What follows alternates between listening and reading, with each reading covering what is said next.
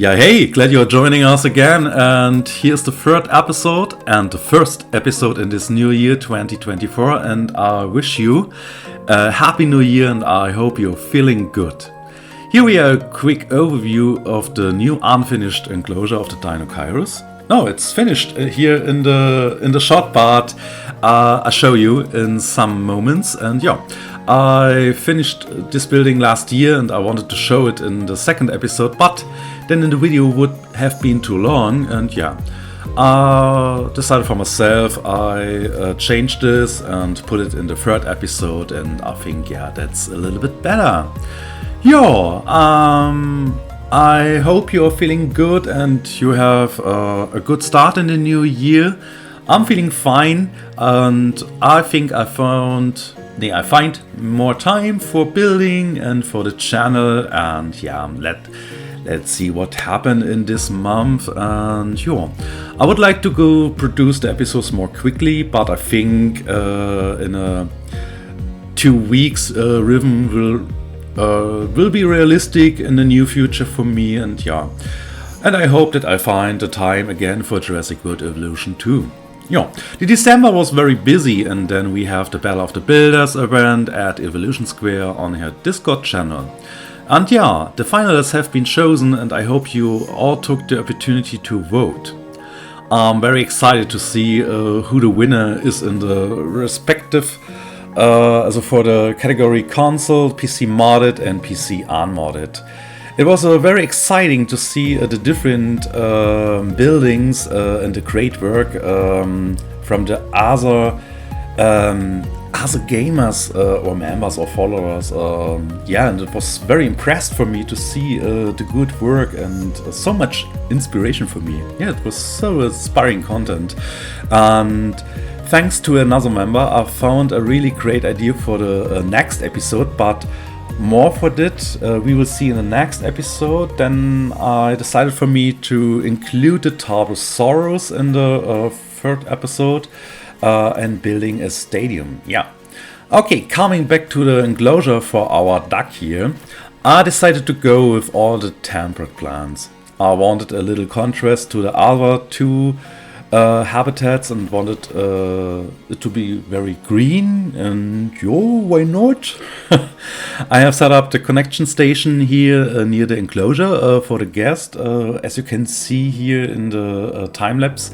And yeah, traffic is very important, and yeah, we need a good traffic, so I have more guests that can walk here in my park. And yeah, and I think it's more realistic. You have a better traffic system for the guests in such a large dinosaur park here. But yeah, let's enjoy the capture mode footage from the Deinocheirus, and let's talk about the Battle of the Builders. Yeah, but before I talk about it, I hope you like the design of the enclosure, and when not, you can write me this in a comment, or what are you thinking about. But I think it's a good contrast to the other enclosures for the Gigantoraptor and the Therizinosaurus. And so I included all my 3 special dinosaurs from Asia and from the DLC packs as well in the first plateau here in my park. And after the capture mode video recording from the Deinocheirus, then we are talking about other things.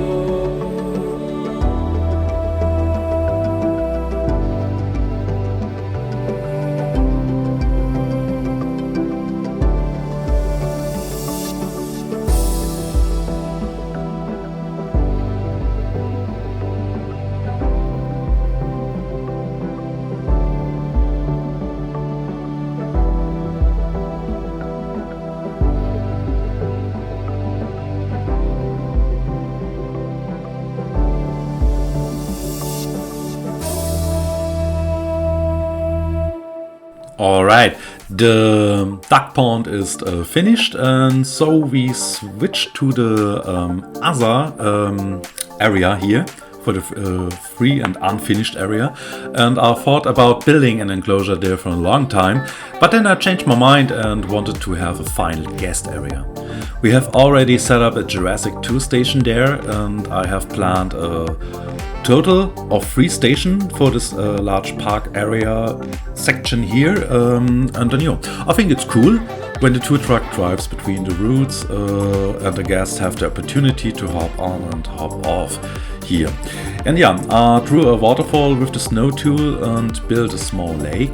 And actually I have the waterfall mod, but I haven't wanted to use it yet. And I have time, and why not? And I like the snow brush tool for drawing a waterfall, and I think it's realistic, and you can do it also in the vanilla gaming, and you don't need mods for everything. But I'm thinking about a little bit. I can include it later with the waterfall mod. But for the first, I think it's still enough and pretty, and it is okay. So yeah. And what we have here is a such quiet area with a small lake. That's why I wanted to have a few smaller hotels with nice seating sections here by city hotels and on the lake. And sometimes less is more, and you don't have to convert every empty space in the park into an enclosure. And scenery is also very important, and I think I still have enough room in the park for all the dinosaurs from the different DLCs. Yeah, okay, I'm very excited today, and hey, it's my first episode and my first recording in this year, and I have enough energy and a good time, and I'm very happy. And that's what I can say about me. And let's talk about again about the first episode here. I integrate a few amenities for the guest by city hotels and along the way for a better distribution of the guest. And I also created a spa here on a lake, and a few lounge chairs at the lake. And so I think it looks very comfy, and the guests can enjoy a few sunny moments and recharge the batteries. I haven't finished decorating yet. If you have any ideas here for the empty circle, let me know. I'm still unsure what I can fill this empty circle. I have enough ideas, but I think let it empty again. And if you have any ideas, you can write me in the comments. What are you thinking about? What I can build here? What is good? Water scenery, or scenery with rocks and plants, or with statues, or a big fountain. Yeah, let me know it. And then I'm looking forward for the next episode and show the I forgot a word. Yeah, I mean result. Yeah, and then I show the result. What I forgot to say is that I built my first bridges offline in the upper and smaller area of this park, and I show how it works at the end of the video here. And actually the bridge was just a test object because I have never built it before with the monorail train, and so I tried it with the mod and was inspired a little bit from other YouTubers and members and what I saw in the Battle of the Builders content, and it was very inspiring for me, and yeah, why not? So we have a bridge for the future, but it's got pretty bumpy. It's not perfect straight, but I like it. And yeah, I wanted a bridge over the river for a nice scenery, and the bridge should lead to another guest area in the future, and I'm sure that we see the connection and so on in the next episode. And in here in the time lapse, I secured the hotels with stones because I placed them on the cliff, and the free spaces under the hotel walls were free, and it looks not so good, and then I filled it up with the stones. It's important to me that the perimeter of the hotel is covered with plants and stones and looks more realistic and It's cute for me. Yeah. This makes him look safer. But you have any ideas for decorating this lake here, so around or and so on? Please let me know it. We can share our ideas and inspired me, please. I have enough ideas, but I'm also open-minded for other ideas to include that, and yeah, write me a comment. And don't forget the empty circle, and feel free to leave me a comment. Oh my god, my English is not being better in this new year, but I try it, and yeah, I hope you understand me for the complete time here in my video recording. And yeah, okay, let's go to the Battle of the Builders. I will talk about a little bit. Alright, then let's talk about Battle of the Builders. I've actually wanted to talk about this the whole time, but I think now it's a good moment in this video here. This event marks EVO's 200,000k milestone, and we had 4 weeks to submit our submissions in the 5 categories, and 9 finalists have currently been announced for the full park submission, and the other winners in the smaller categories will certainly be announced soon. I didn't make it into the finals for the category full park, but it's okay and I'm not sad.